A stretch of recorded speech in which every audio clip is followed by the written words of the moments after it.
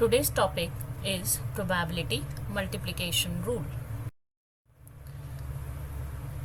You might have heard about weather forecasting, batting average in cricket, politics, insurance, and lottery tickets. In all these statements, the terms probably, possibly, and chance are used, which conveys the sense that there is uncertainty about what is happened and what is going to happen. Therefore, the term probability can substitute the word uncertainty. Suppose, for example, we toss a coin. So, what is the probability that we will get heads? Now, in this example, there are only two chances when we toss a coin, या तो head आएगा या tail. So, दो ही outcomes possible है. This is known as sample space. Sample space means the total number of outcomes. यहाँ पर दो ही है, head and tail. So if we calculate the probability tail आने की, तो probability of getting heads is 1. head एक बार coin toss किया है तो एक बार head आएगा. Total probability is sample space is 2. तो 1 divided by 2. 2 for 1 for head and 1 for tail. तो that's why 2. ऐसे ही probability tail आने की will be also equal to 1 by 2. जो टोटल प्रोबेबिलिटी है सारे आउटकम्स की that is always equal to 1. So यहाँ पर if we add these two numbers we will get 1. 1 by 2 plus 1 by 2 is equal to 1. जब दो या दो से ज़्यादा आउटकम्स एक्सपेक्टेड हैं तो कुछ रूल्स एप्लीकेबल होते हैं प्रोबेबिलिटी कैलकुलेट करने के लिए. The rules of addition and multiplication. So if there are 2 और मोर आउटकम्स, फॉर एग्जाम्पल जैसे हमने कोई डाइस रोल किया और कॉइन को भी टॉस किया साथ में, तो एक रिजल्ट आएगा कॉइन को टॉस करने से, दैट इज हेड या टेल आएगा, और एक रिजल्ट आएगा, एक आउटकम आएगा या इवेंट आएगा डाइस को रोल करने से, कोई भी नंबर 1 से लेके 6 तक. तो दो रिजल्ट्स होंगे हमारे पास, तो इसीलिए 2 और मोर आउटकम्स या 2 और more events. So what is the probability to get a head and a 5? इसकी प्रोबेबिलिटी क्या होगी? So we will calculate this. आप सोचिए, एंड में हम इसको कैलकुलेट करेंगे.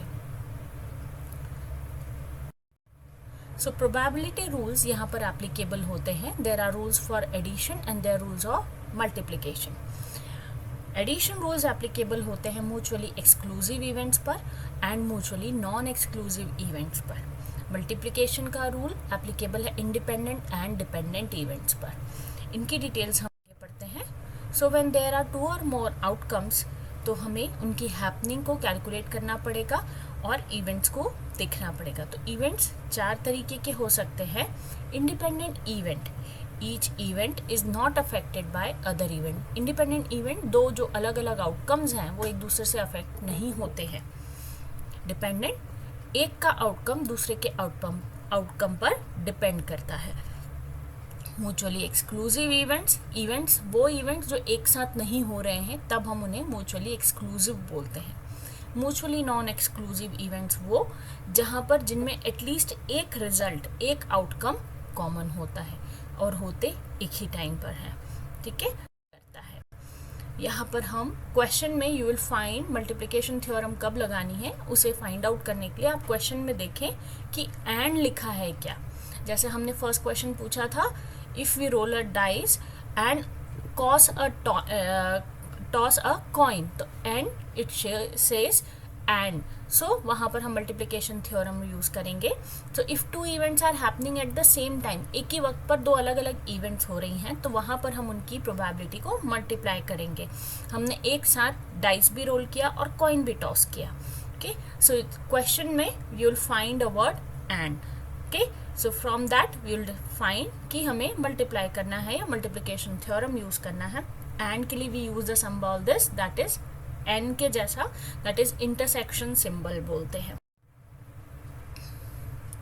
सो मल्टीप्लिकेशन थ्योरम ये कहती है फॉर 2 इवेंट्स, एक इवेंट को हमने नाम दिया है ए, दूसरे को हम नाम देते हैं बी, तो in that case multiplication rule ये बोलता है कि that the probability of getting these 2 events A and B and this sign, intersection का sign, it says that A and B जो इवेंट है उसकी probability will be equal to probability of event A multiplied by probability of event B given A क्या है. This line this slash indicates given A. Okay, या हम बोल सकते हैं probability of event A and B is equal to probability of event B into probability of event A given B. और detail में हम इसे एग्जाम्पल से समझेंगे. ये इवेंट्स इंडिपेंडेंट इवेंट होती हैं, एक इवेंट दूसरे इवेंट के होने पे अफेक्ट नहीं होती है. और डिपेंडेंट इवेंट्स है जिनको हम कंडीशनल बोलते हैं, जहाँ पर एक इवेंट का होना दूसरे इवेंट के होने पर डिपेंड.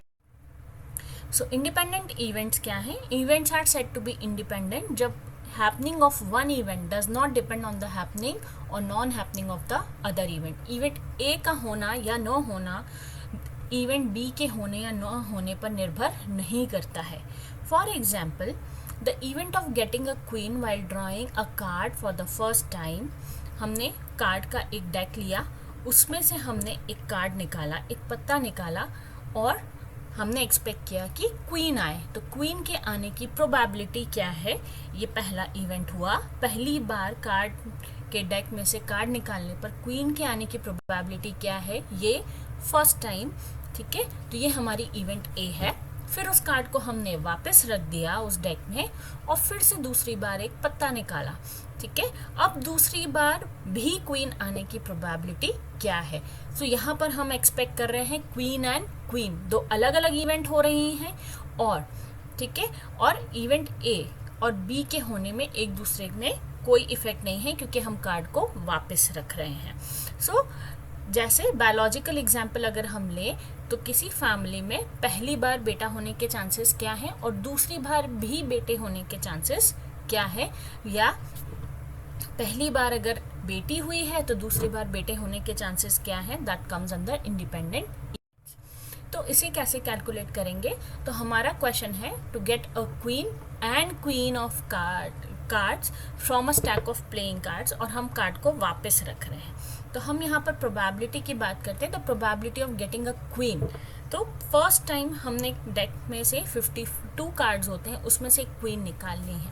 ठीक है, तो क्वीन के आने की प्रोबेबिलिटी, क्योंकि एक deck of standard deck of card में 4 क्वीन होती हैं, 4 अलग अलग स्टाइल की, तो और टोटल 52 कार्ड्स होते हैं. तो एक बार पत्ता निकालने पर क्वीन के आने की probability 4/52.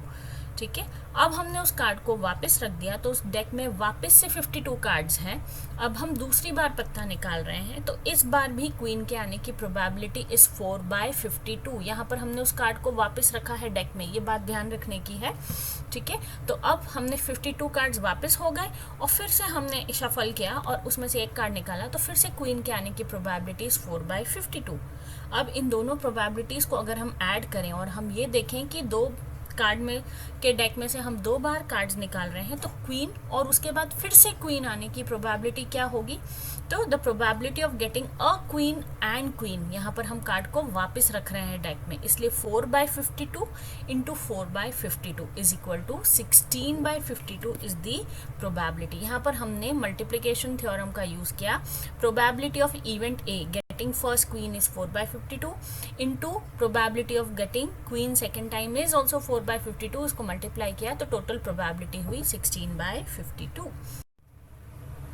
Let us take a biological example where we expect probability of 2 baby boys in a row. किसी परिवार में एक के बाद एक 2 लड़के होने की प्रोबेबिलिटी क्या है? सो पहली बार एक बेबी बॉय होने की प्रोबेबिलिटी इज 1/2. उसी तरीके से दूसरी बार के इवेंट में इक्वल चांसेस हैं कि लड़का हो या लड़की. सो सेकेंड टाइम में भी बेबी बॉय होने की प्रोबेबिलिटी इज़ 1/2. ये दोनों ही इवेंट्स इंडिपेंडेंट इवेंट्स हैं. पहली बार लड़का हो या लड़की, उसका सेकेंड टाइम लड़का होने या लड़की होने पर कोई असर नहीं होता है. So the probability of getting a baby boy second time is also 1/2. इस तरीके से टोटल प्रोबेबिलिटी 2 बेबी बॉयज़ होने के एक ही परिवार में एक साथ एक के बाद एक, that is 1/2 into 1/2. Multiplication rule लगाया है हमने यहाँ पे, so that is equal to 1/4. Okay, so this is biological example. Another biological example, इस रूल मल्टीप्लीकेशन रूल को हम यूज़ कर सकते हैं for predicting the frequency of fertilization events. For instance, consider a cross between two heterozygous capital B and small b individuals. Heterozygous father है, heterozygous mother है, heterozygous for flower color in a pea plant. So what are the chances of getting a homozygous recessive individual? तो father से half chances हैं, दो jeans हैं father के पास, एक capital B एक स्मॉल बी, तो 1/2 चांसेस हैं स्मॉल बी आने के. ऐसे ही मदर के पास दो जीन्स हैं, एक कैपिटल बी एक स्मॉल बी, तो स्मॉल बी आने के चांसेस कितने हैं 1/2. तो दोनों जीन्स के आने के चांसेस स्मॉल बी फादर से और मदर से आने के चांसेस होंगे 1/2 इंटू 1/2 दैट इज 1/4. सो ये मैंडल्स रूल के अकॉर्डिंग 1/4 ये सही भी होता है मैंडल. तो हम इस प्रोडक्ट रूल को यूज कर सकते हैं प्रोबेबिलिटी के to find out the outcomes of a fertilisation. So dependent events या कंडीशनल प्रोबेबिलिटी. टू इवेंट्स को हम डिपेंडेंट तब बोलते हैं जब एक का अकरेंस दूसरे के होने या न होने पर निर्भर करता है. ठीक है, तो प्रोबेबिलिटी सब्सिक्वेंट ट्रायल्स में. So if the occurrence of one event A affects the happening of other event then they are said to be dependent events. तो यहाँ पर probability of A and B will be given by probability of A into probability of B given A. Okay, so here we discuss this with an example. For example we are drawing दो इक्के निकालने हैं अब card के deck में से 52 cards के, लेकिन यहाँ पर हम ए पहला जो ए निकालेंगे उसके बाद कार्ड को वापस नहीं रखेंगे यहाँ पर विदाउट रिप्लेसमेंट. ऐसा क्यों? बिकॉज फर्स्ट कार्ड जब हम निकाल रहे हैं तो इक्के के आने के चांसेस जैसे क्वीन के थे वैसे ही 4/52, क्योंकि टोटल एक डेक में 52 कार्ड्स होते हैं और नंबर ऑफ क्वींस या एसेस या किंग्स जो हैं वो कार्ड में होते हैं 4, तो 4/52. अब हमने कार्ड क्योंकि वापस नहीं रखा है, दूसरी बार जब हम कार्ड निकालेंगे तो कार्ड के डेक में सिर्फ 51 कार्ड्स हैं और क्योंकि हम एक इक्का निकाल चुके हैं तो बचे हुए इक्के हैं सिर्फ 3.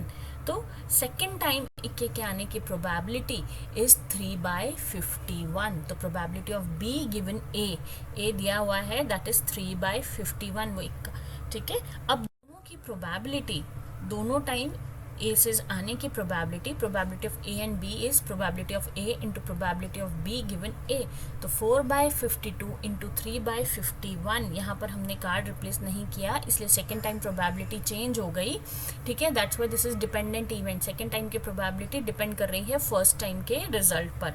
अगर फर्स्ट टाइम इक्का आ गया तो सेकेंड टाइम पर डेक में 3 इक्के ही बचेंगे और टोटल कार्ड्स बचेंगे 51. So total probability will B 12/2652 that is 1/221. तो इंडिपेंडेंट इवेंट में प्रोबेबिलिटी अलग है, डिपेंडेंट इवेंट में प्रोबेबिलिटी अलग है, लेकिन हमने मल्टीप्लिकेशन रूल का यहाँ पर. तो इस तरीके से इंडिपेंडेंट इवेंट के केस में जहाँ पर हम रिप्लेस नहीं कर रहे हैं कार्ड को और दो कार्ड्स निकाल रहे हैं कार्ड के डेक में से और हम एक्सपेक्ट कर रहे हैं कि एक के बाद एक दो क्वीन आए, तो प्रोबेबिलिटी होगी 4/52 इंटू 4/52, क्योंकि एक कार्ड के डेक में 52 कार्ड्स होते हैं और 4 क्वीन होती हैं. ठीक है, so in that case total probability एक के बाद एक क्वीन आने की इज 16/52. वाइल डिपेंडेंट इवेंट के केस में जहां हम रिप्लेसमेंट नहीं कर रहे हैं, एक कार्ड निकालने के बाद उसे अलग रख दे रहे हैं और फिर कार्ड के डेक में से बचे हुए कार्ड्स में से हम एक्सपेक्ट कर रहे हैं कि एक और क्वीन या एक और एस आए. सो यहाँ पर प्रोबेबिलिटी फर्स्ट टाइम रहेगी 4/52 और क्योंकि हमने कार्ड को वापस नहीं रखा है डेक में तो प्रोबेबिलिटी चेंज हो जाएगी सेकेंड टाइम क्वीन आने की, क्योंकि अब डेक में से 51 कार्ड्स बचे हैं और 3 क्वीन है. तो नेक्स्ट टाइम प्रोबेबिलिटी होगी डिपेंड करेगी फर्स्ट इवेंट पे that is 3/51 and total probability will B 12/2652. So video के स्टार्टिंग में हमने एक एग्जाम्पल डिस्कस किया था दैट कि अगर हम डाइस को और कॉइन को साथ में टॉस करें तो क्या प्रोबेबिलिटी होगी हेड और 5 के आने की. सो इस एग्जाम्पल के केस में probability of getting head is 1/2 and probability of getting 5 is 1/6, क्योंकि एक डाइस में एक नंबर हम एक्सपेक्ट कर रहे हैं 5 और टोटल 6 नंबर आ सकते हैं 1, 2, 3, 4, 5 या 6. तो 6 में से एक नंबर आने की प्रोबेबिलिटी इज 1/6 और कॉइन के केस में हेड या टेल में से दो में से एक नंबर आ सकता है तो प्रोबेबिलिटी इज 1/2. तो यहाँ पर दो इवेंट्स हेड और 5 के साथ में आने की probability is 1/12. So this was all regarding multiplication rule of probability. Thank you.